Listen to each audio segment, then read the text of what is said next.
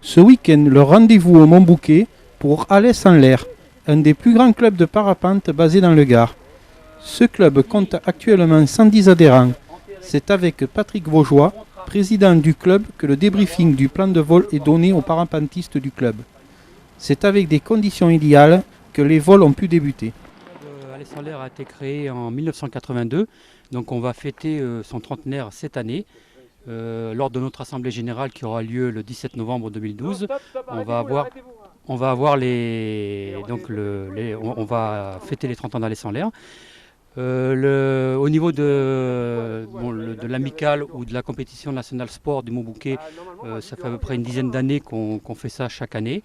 Alors, on a une compétition nationale sport qui est donnée pour des pilotes déjà confirmés et qui est au niveau national. Qui permet de faire un classement au niveau national pour les compétiteurs et qui permet aussi aux jeunes diplômés d'État, les jeunes BE, de marquer des points pour finaliser leur examen. L'amicale, par contre, c'est une compétition entre guillemets, c'est-à-dire que c'est une compétition qui est réservée à des jeunes pilotes et on fait plutôt des épreuves ludiques, style lancer de fléchettes en vol, précision d'atterrissage, puis des petits crosses.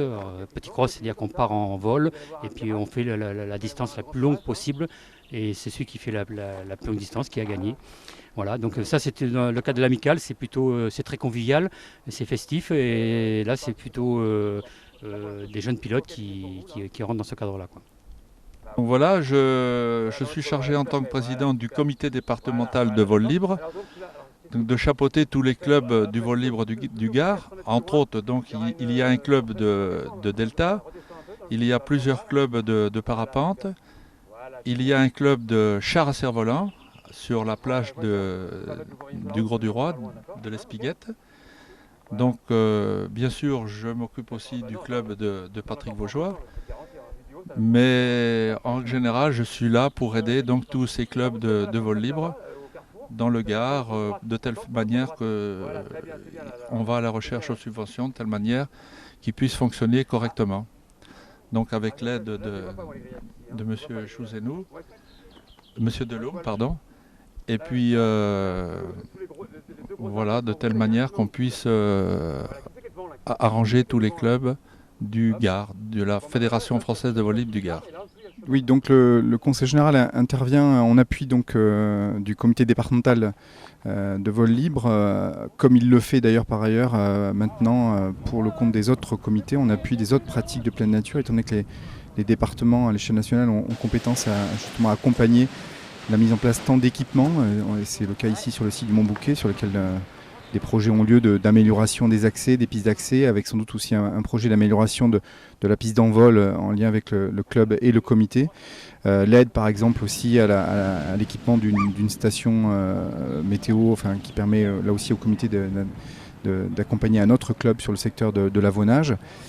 Donc le département, comme il l'a déjà fait depuis un certain nombre d'années aussi sur la randonnée, étant donné qu'on intervient aussi en appui des comités de la Fédération française sur ces questions-là, vient aussi ici sur ce territoire du Montbouquet, qui est un territoire sur lequel on retrouve aussi la pratique de l'escalade, étant donné qu'on est sur si ce n'est le plus gros site d'escalade du département, avec près de 400 voies d'escalade. Donc c'est aussi un des enjeux d'essayer d'améliorer la pratique tout en préservant ces sites, étant donné que cette politique s'appuie aussi sur la problématique de préservation des milieux naturels. Et je dirais qu'au jour d'aujourd'hui, l'engagement de la manifestation d'aujourd'hui, cette amicale, c'est aussi le label Gard Pleine Nature, avec un engagement sur des critères d'éco-responsabilité. Et le département là-dessus appuie aussi cette démarche-là, et du club Alès en l'air et du comité, visant justement à prendre en compte les enjeux comme ici les rapaces par exemple, qui peuvent être à proximité de ces fabuleuses falaises.